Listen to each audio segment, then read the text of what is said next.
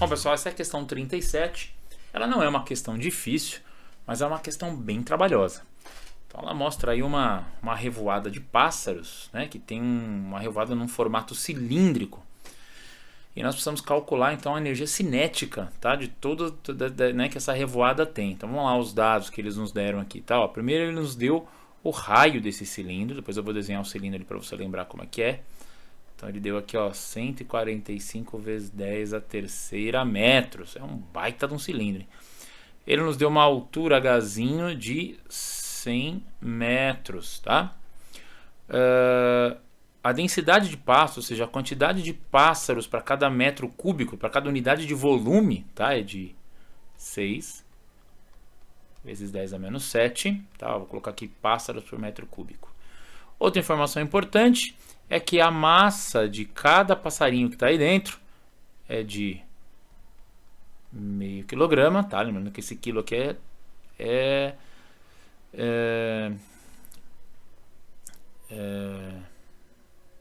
minúsculo, tá? Nossa, me fugiu a palavra aqui. E a velocidade de cada pássaro, tá? De cada um deles é de 20 metros por segundo. Eles estão todos na mesma direção e sentido. Então a gente precisa chegar na energia cinética que essa revoada tem. Então vamos lá. Primeiro vamos lembrar o que é um cilindro, tá? Então um cilindro é aqui, ó. É uma espécie de um tubo, tá? Que tem aqui uma área e tem aqui a altura H. Então a primeira coisa que a gente tem que fazer é calcular o volume desse cilindro. O volume do cilindro vai ser essa área vezes Hzinho. Mas essa área circular é π r quadrado, que ele queria r0 ao quadrado, vezes h, tá? Então vamos calcular aí o volume do cilindro. A área, não temos, né? Então vamos aqui direto calcular. Então π nós vamos substituir por 3, tá? O raio é esse 145 vezes 10 a terceira ao quadrado, que vai dar um trabalho do caramba. E a altura é 10 ao quadrado, tá? Que é 100, tá? Já transformei aqui em notação. Então vamos lá, volume do cilindro é igual a 3. Esse 145 aqui tem que multiplicar por 145, tá? Não tem jeito. Mas fazendo essa continha, vai dar 21.025 vezes 10 elevado à sexta vezes 10 elevado ao quadrado, tá? Terminando aqui, ó, vamos fazer essa continha aqui, tá? Então 3 vezes 5, 15, vai 1, 3 vezes 2, 6, 1, 7, 3 vezes 0 é 0, 3 vezes 1, 3, 3 vezes 2, 6. Tudo isso vezes 10 à oitava, né? Somando aqui os dois expoentes, ó, 6 mais 2, 10 à oitava. Para deixar em notação científica, ó, vamos voltar, ó, 1, 2, 3, 4 casinhas. Então fica 6,3. Aqui tem 8, tem que somar 4 expoentes, porque eu voltei 4 casas. Então temos aqui 10 elevado a 12 metros cúbicos, beleza? A parte mais trabalhosa aí foi. Ok. Agora, próximo passo, temos que descobrir quantos pássaros nós temos, tá? Dentro dessa revoada aqui, ó. Então nós temos aqui um volume total, né? E tem um monte de passarinho aqui. Então, ó, eu tenho... Quanto eu tenho aqui em 1 metro cúbico? Eu tenho a quantidade de passarinho aqui. Então eu tenho que multiplicar essa quantidade de passarinho em 1 metro cúbico pela quantidade total de volume que eu tenho, tá? Então, ó, vamos lá.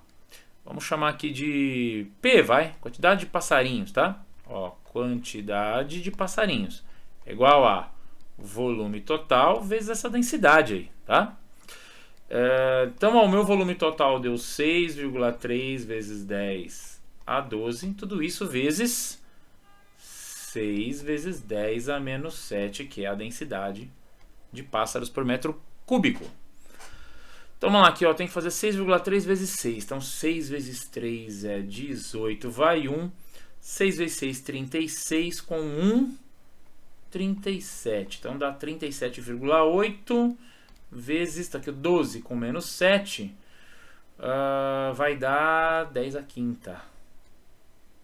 Certo?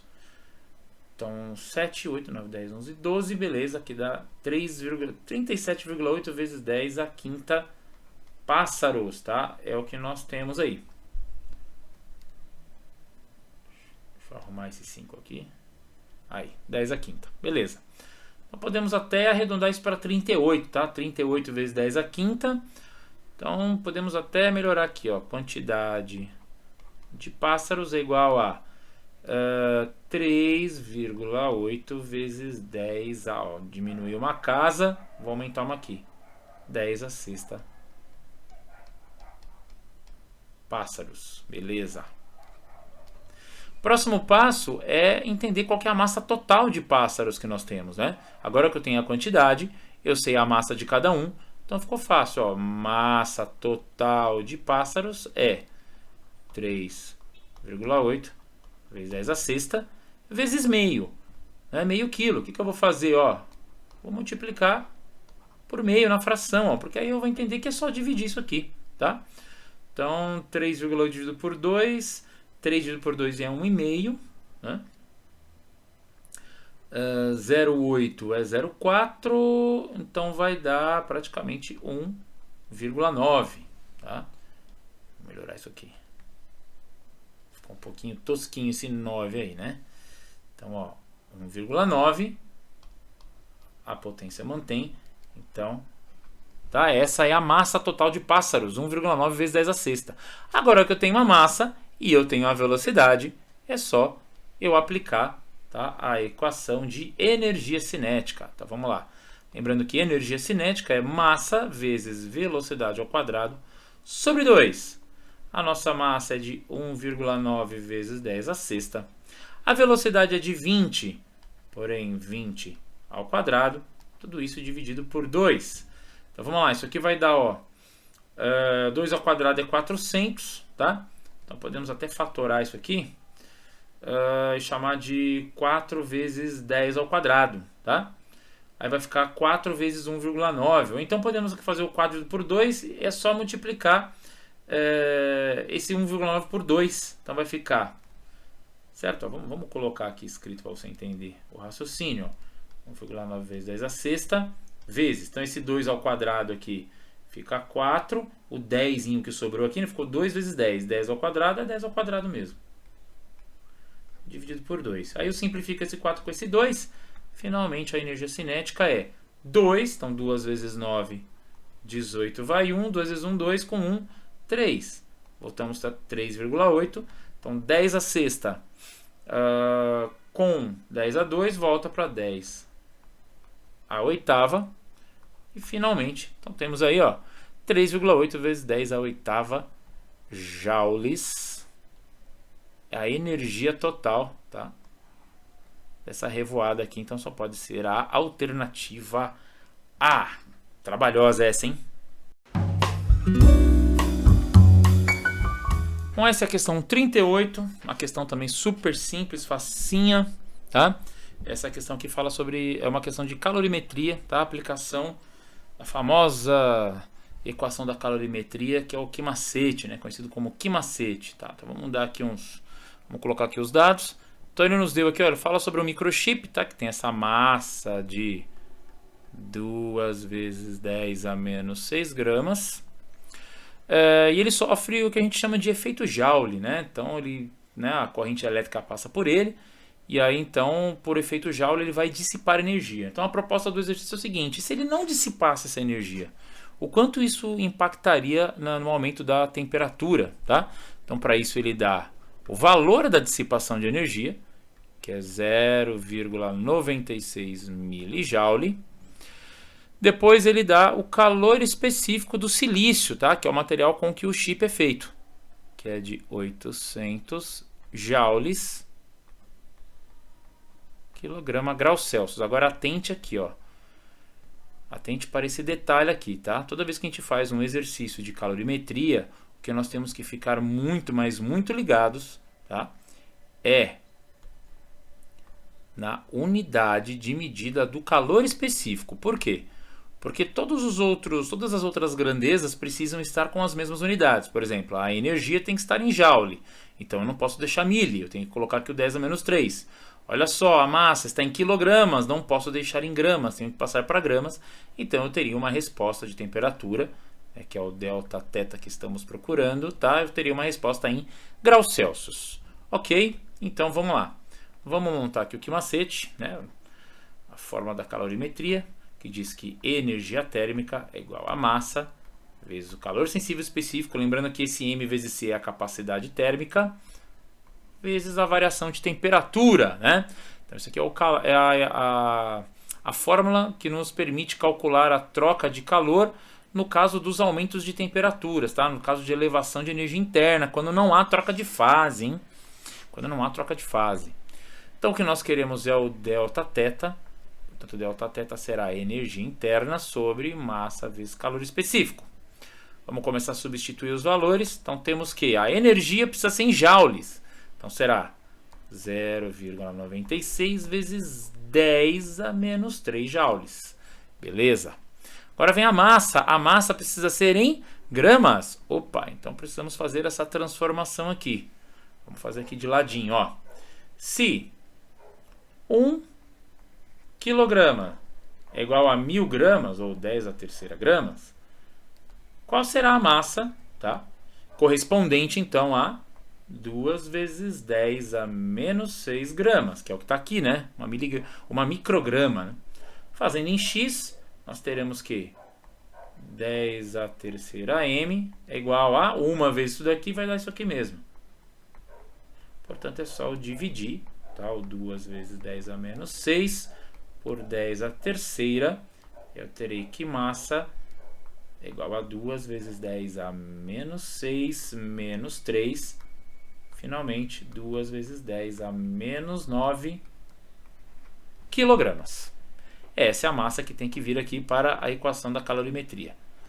Então vamos lá. Então aqui eu tenho 2 vezes 10 a menos 9 vezes agora o calor específico, que é 800, né? Então tudo se originou daqui, ele está certinho, então vamos chamar ele aqui de 8 vezes 10 ao quadrado, tá? Já vamos fatorar ele aqui. Então vamos lá.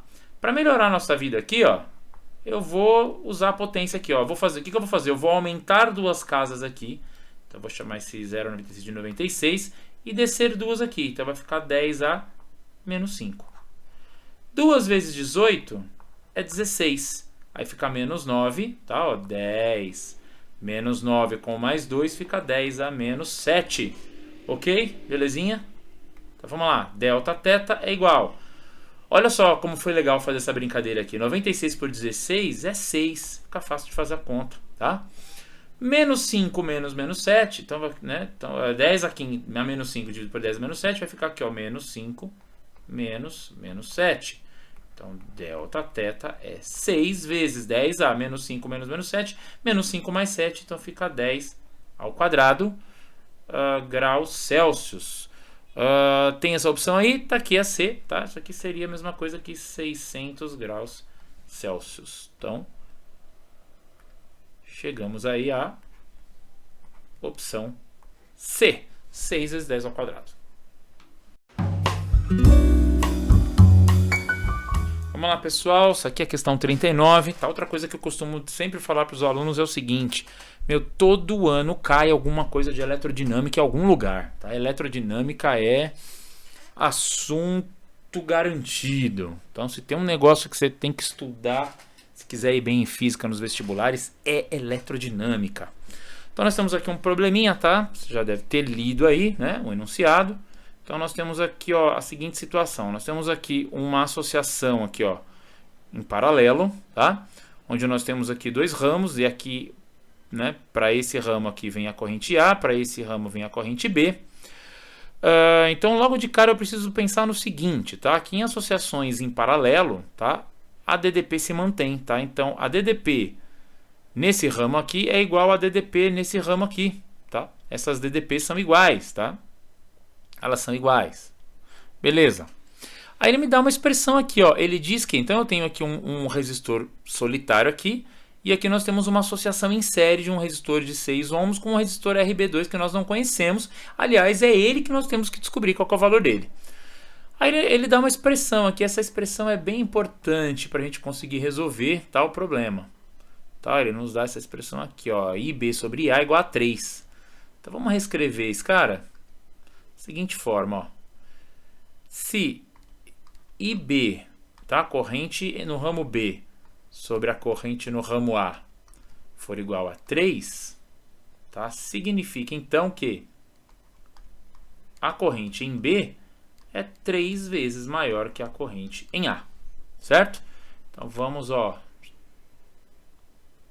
chamar isso aqui de expressão 1, tá? Vamos guardar essa expressão 1 aí. Beleza. Agora vamos pensar o seguinte, usando a ideia, tá, de que as DDPs aqui, ó, se mantêm, tá, nos dois ramos, e lembrando a primeira lei de Ohm, que diz que, tá, a DDP é igual à resistência equivalente de um ramo, ou, né, de um circuito, vezes a corrente. Famoso URI, né? Então eu vou escrever assim, eu vou escrever uma expressão, tá? Eu vou escrever uma expressão para DDP nesse ramo e outra para esse, tá? Que vai ficar o seguinte, ó.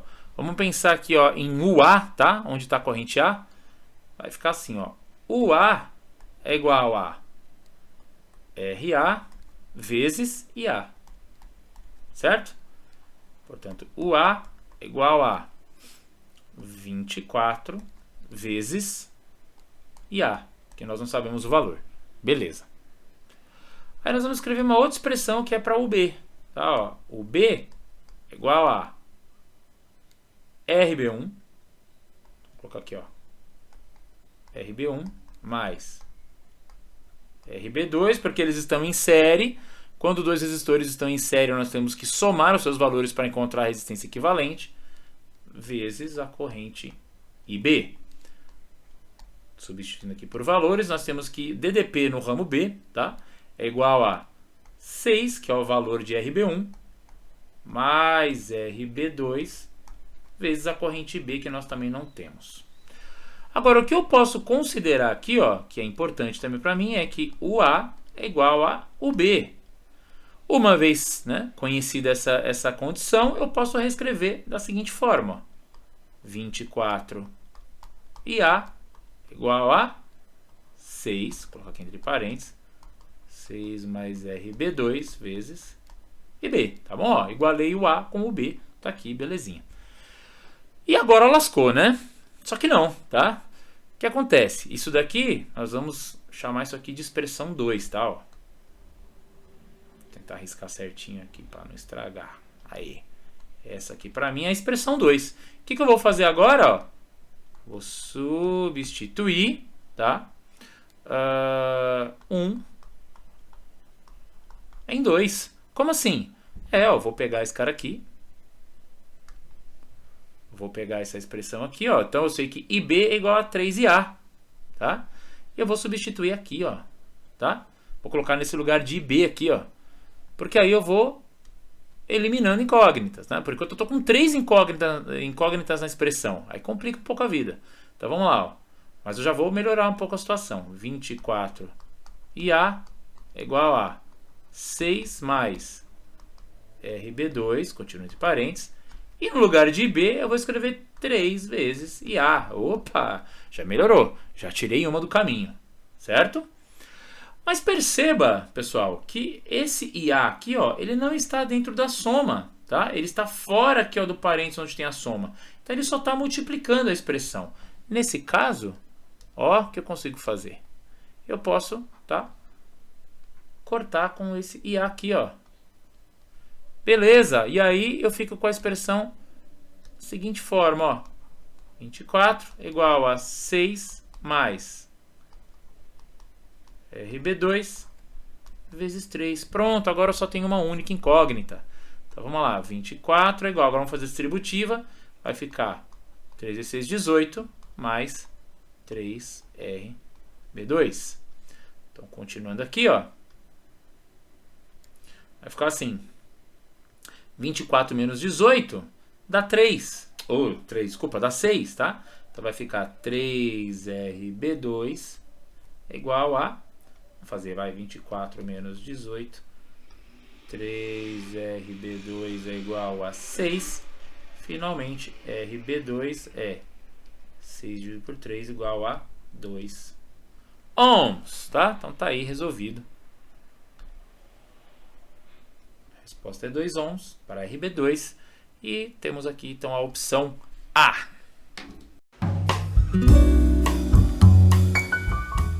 Bom, a última questão, questão 40, é uma questão de ondulatória, tá? Também tranquilo, também facinha, tá? Bem de boa.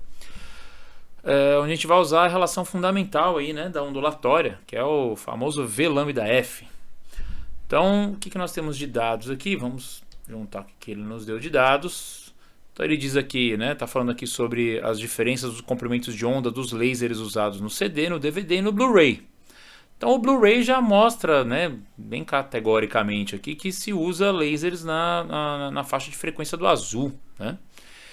E aí ele dá aqui no desenho aproximadamente qual que é o comprimento de onda aí do azul, só que o Blu-ray usa uma lente, tá, que provoca uma refração. Então ele fala aqui que, né, dá um desvio aqui de aproximadamente 1,2 vezes o comprimento de onda, que é esse 480 nanômetros. Então logo de cara a gente vai ter que entender qual que é exatamente o comprimento de onda que a gente vai usar, tá? O comprimento de onda lambda, que vai ser, tá? Esse dBr aqui, tá? Vezes 1,2.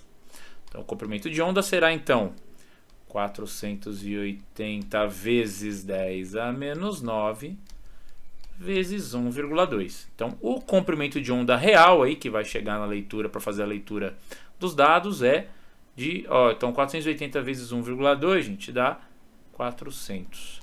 Então fica 400 vezes 10 a nona metros, ou 400 nanômetros, tá? Mas eu já estou passando para metros para a gente poder relacionar com a velocidade da luz no vácuo. Uma vez feito esse processo, agora podemos ir direto para acabei falando de uma tabelinha de dados, mas acho que nem precisava. O que nós estamos procurando é frequência, tá? Queremos saber qual é a frequência. Então, a relação fundamental da ondulatória diz que a velocidade de propagação é igual ao produto entre o comprimento de onda e a frequência, é o V lambda F.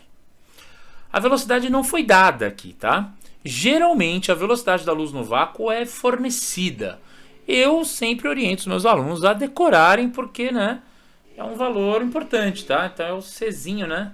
É o C minúsculo que mostra a velocidade da luz no vácuo, que é de 3 vezes 10 a oitava quando ela está em metros por segundo, ou então 3 vezes 10 a quinta quando ela está em quilômetros por segundo, certo? No nosso caso aqui, como estamos trabalhando o comprimento de ondas em metros, vamos trabalhar com, tá, 3 vezes 10 a oitava. Então vamos lá, eu quero a frequência. Fazendo a álgebra, frequência, portanto, é a velocidade de propagação, né, que eu já vou até chamar de C aqui, tá? Para vocês se acostumando aí com essa ideia de que velocidade da luz no vácuo é C. Então aqui vai ficar frequência igual a C sobre lambda. Frequência, portanto, é 3 vezes 10 a oitava, dividido por 4 vezes. Então aqui, 10 a 2 com 10 a menos 9 fica 10 a menos 7. Certo? 10 a menos 7, ó. E aqui temos um 10 ao quadrado. Então, menos 9 com mais 2 aqui, menos 8 menos 7. Beleza. 3 quartos, gente, é 0,75. 8 com menos 8 menos 7, que vai dar 10 a oitava menos 7. Beleza. Finalmente temos 0,75 vezes. Então, 8 é 8 mais 7, certo? Então, aqui fica 8 mais 7. 8 mais 8 é 16. Então, com 7 dá 15. Isso aqui dá 10 a 15ª. Nós não temos esse valor aqui. Então, vamos colocar na notação científica e o valor vai aparecer. Vou aumentar, então, aqui uma casa para ter o valor de 7,5. Se eu aumento uma casa, diminuo um expoente. Então dá 7,5 vezes 10 a 14ª Hz. Tá? Então tá aí, é a opção D. Opção D. Espero que você tenha gostado desse vídeo e que tenha te ajudado de alguma forma. Não se esquece de se inscrever no canal, dar um like nesse vídeo, compartilhar e ativar os sininhos para receber as atualizações. Beleza? Valeu, gente, aquele abraço!